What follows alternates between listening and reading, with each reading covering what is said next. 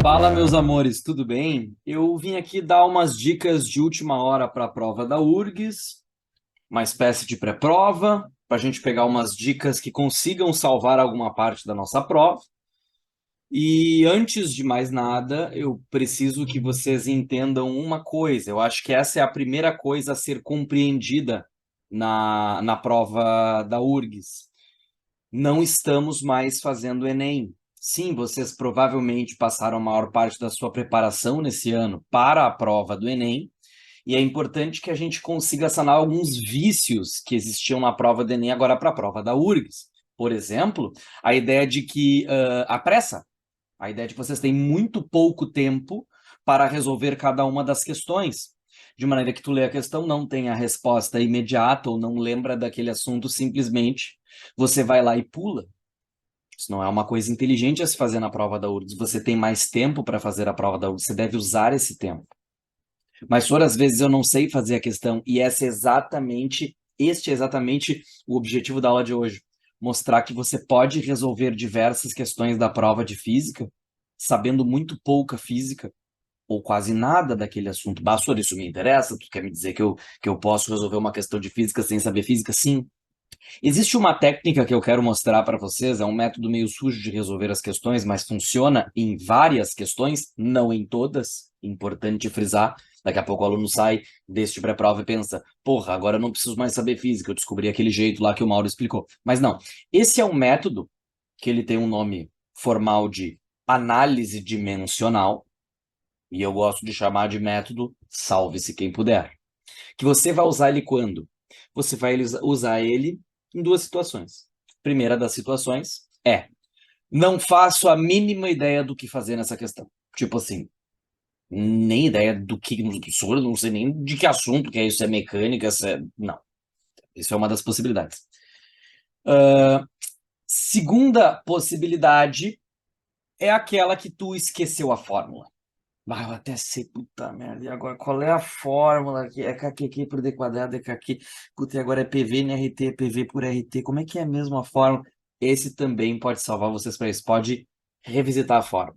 E a grande sacada desse método é que muita gente não percebe, mas muitas das questões nas provas têm a fórmula na própria questão.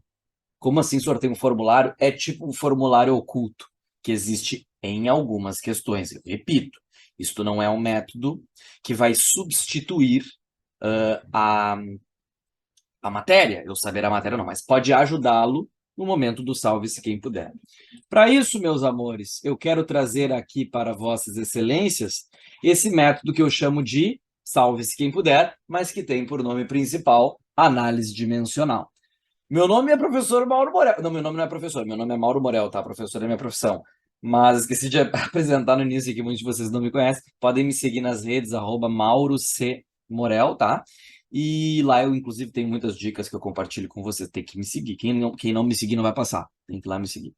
Certo? E aí vamos discutir um pouco esse negócio da análise dimensional, então. Deixa eu só arrumar minha cadeira aqui. Análise dimensional, portanto. E vamos entender de que maneira eu posso resgatar uma fórmula durante a resolução da questão, ou às vezes acertar a questão sem ter a mínima noção do assunto.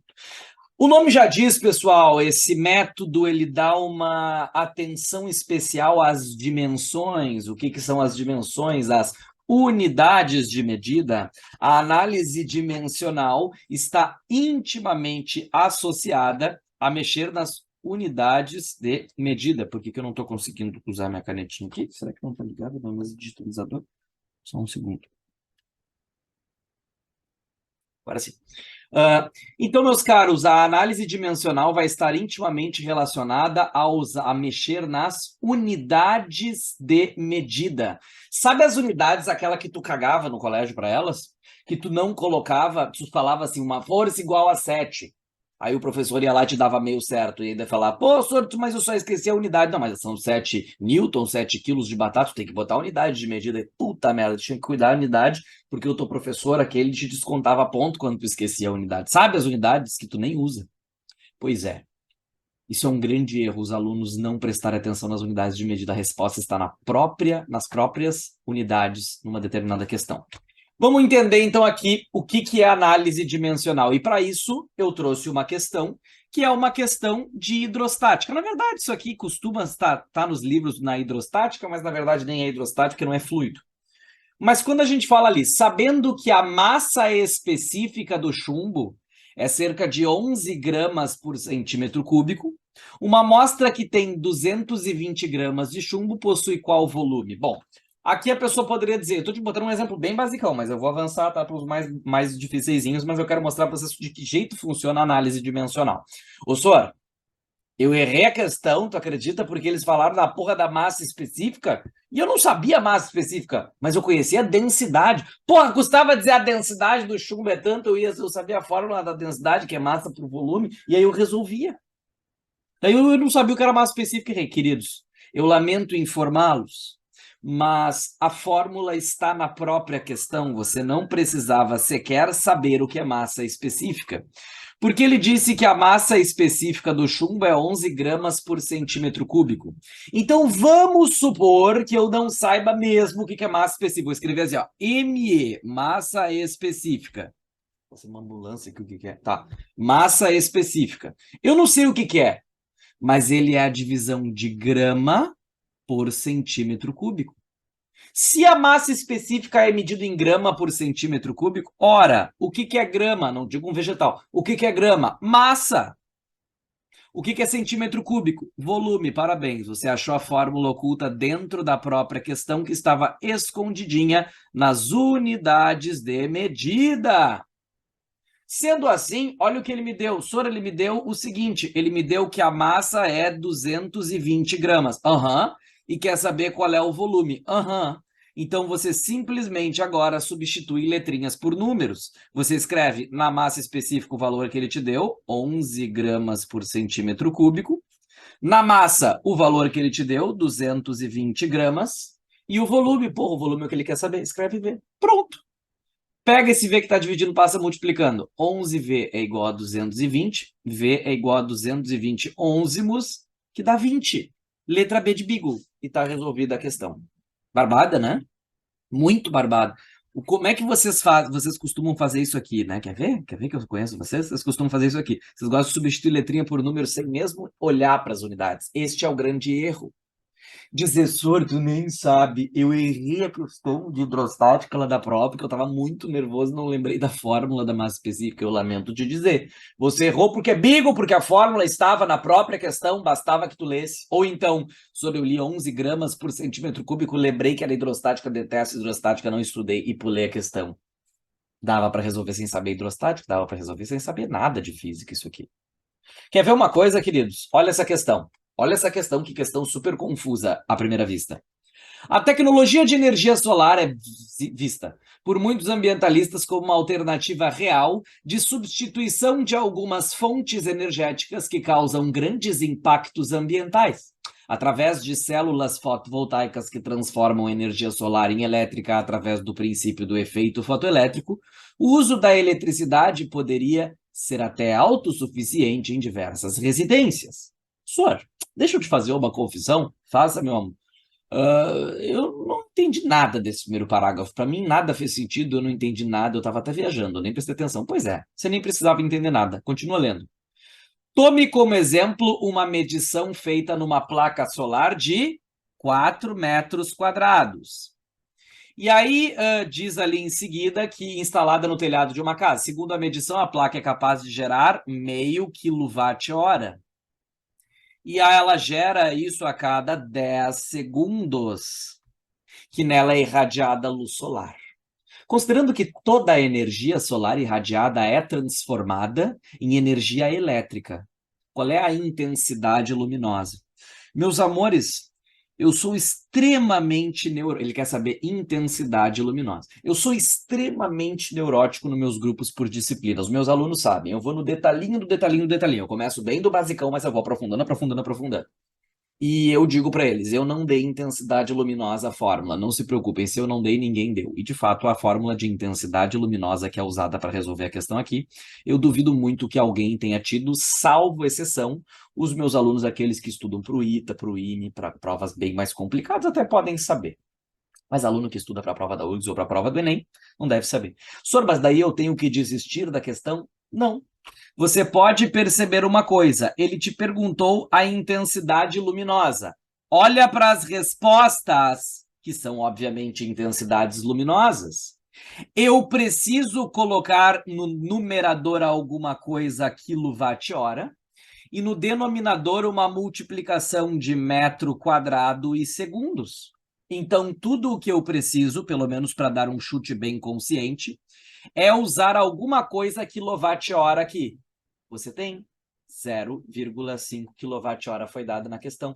O senhor, no denominador tem 1 metro quadrado. Ah, senhor, eu tenho ali, ó, 4 metros quadrados. Aham.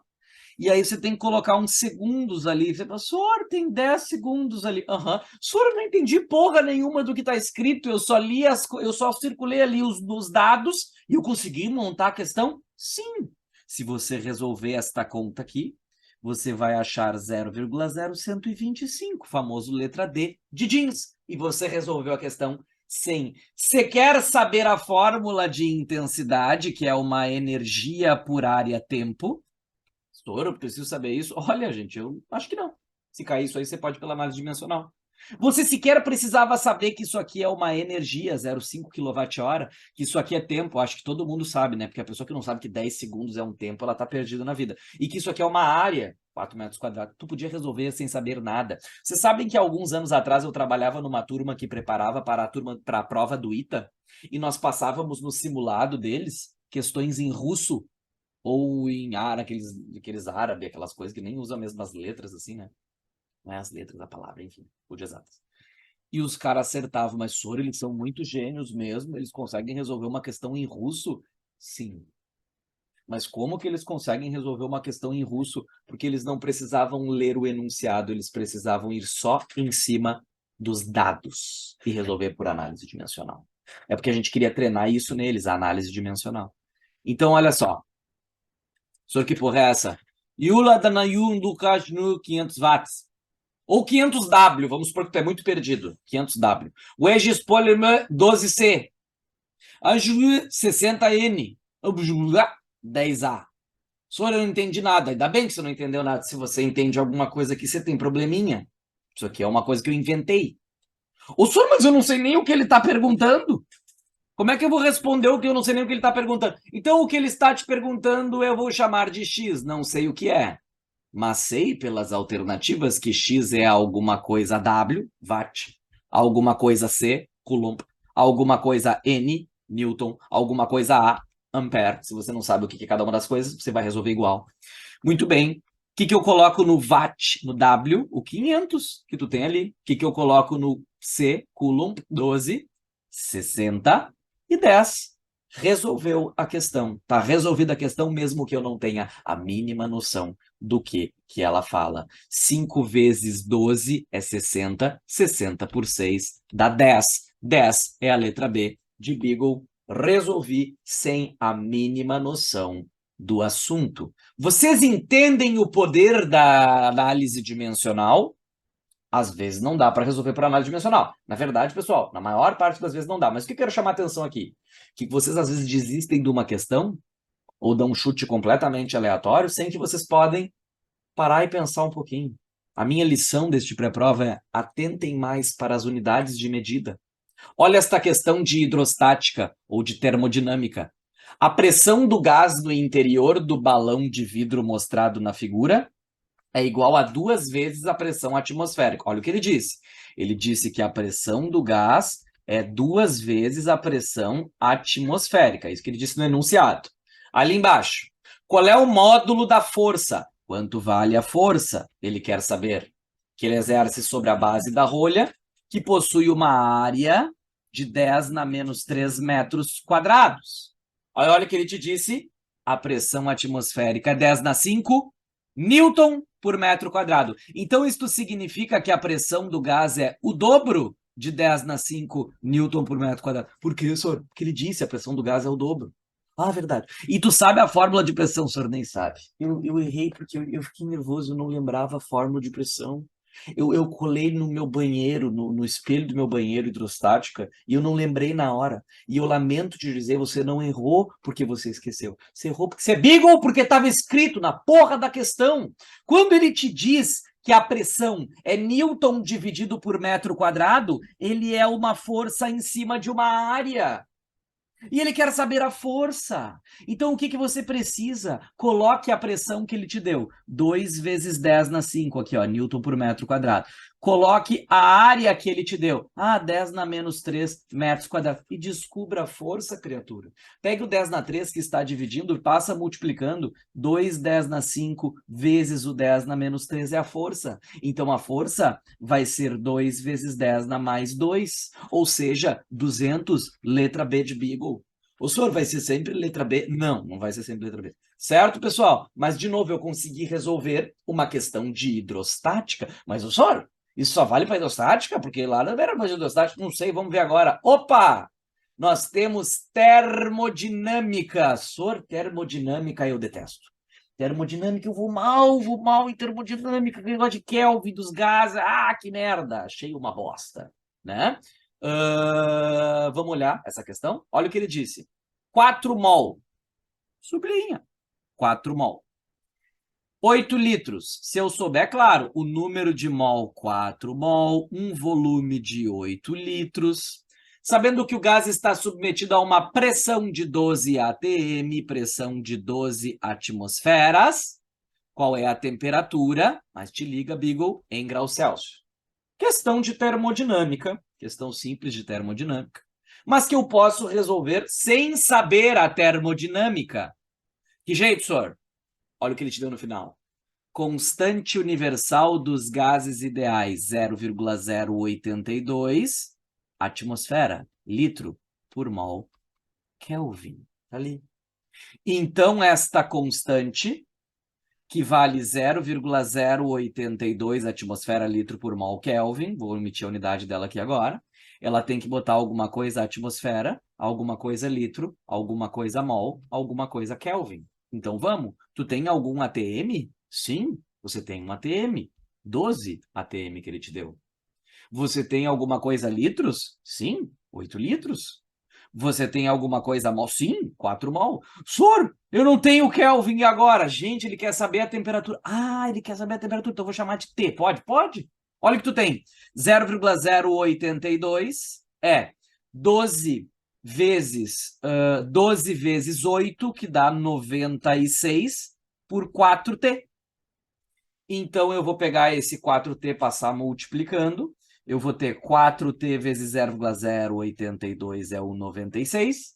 Então, o T é o 96 dividido por 4, 0,082. E essa conta aqui, pessoal, dá para fazer uma aproximação ali, transformando aquele 0,082 em 0,1, mais ou menos, né? Dá um número direitinho, tá? Mas vai dar aqui, eu vou fazer rapidinho na calculadora, porque eu não quero perder muito tempo com vocês. Dá aproximadamente 293 Kelvin. O senhor fudeu, ele quer em Celsius. Pois é, por isso que eu disse. Nós temos que saber física, óbvio que nós temos que saber física. A gente tem que lembrar que Kelvin basta pegar em Celsius e somar 273. Então, se tu quiser em Celsius, pega em Kelvin 293 e tira 273, passa para o outro lado como menos 273, e nós temos a temperatura em Celsius igual a 20. E fechamos! E resolvemos uma questão de termodinâmica sem saber a fórmula. Antes de desistir da questão, analise as unidades, pode salvar a sua vida. Separei a última questão para vossas excelências. Quantas calorias são necessárias para que uma amostra de 500 gramas de cobre diminua sua temperatura em 40 graus Celsius? Isso é calorimetria? Que macete. Tu lembrou do que macete? Lembrei isso. Pô, que maravilha, você vai resolver. E no nervosismo? Senhor, no nervosismo, esqueci até o nome da minha mãe. E o que macete? Que porra é essa? Você pode resolver. Vai em cima aqui, ó, gente, do carinha que ele te deu, que é repleto de unidades, escreve assim, ó. O calor específico do cobre, ele é alguma coisa caloria, alguma coisa grama e alguma coisa grau Celsius. Ele quer saber quantas calorias. Ele quer saber o X aqui em cima, ó. Mas daí ele tem que te dar grama. Professor, ele me deu 500. E o grau Celsius? Ele me deu 40. Ótimo.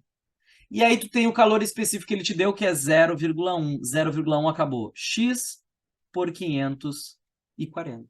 Fechou. Passa esse 540, 500 vezes 40 multiplicando, 500 vezes 40, e resolvemos mais uma questão, sem a mínima noção física do que estamos falando. Claro que se você escrevesse que macete, colocasse o calor é a massa, 500 gramas, o calor específico 0,1 caloria por grama grau Celsius, se multiplica pelo 40, você tem a mesma conta que nós chegamos pela análise dimensional. Que massa, né? O que eu quero trazer para vocês, meus amores? Que as unidades não servem só para foder a vida de vocês. Vocês precisam analisar as unidades de medida. Você precisa analisar as unidades de medida e, através da análise da unidade de medida, antes de tu pular a questão, não sei fazer próxima. Não, calma. A resposta pode estar na própria questão. E isso vai fazer com que essa questão nem seja uma questão de física, mas uma questão de interpretação, de leitura. Certo, meus amores? Eu espero que essa dica ajude vocês na prova da UFRGS. Boa prova para vocês, se cuidem, muito sucesso. Não esqueçam que só vai passar quem me seguir, @Mauro Samorã. Uma beijoca para vocês. Tchau, tchau.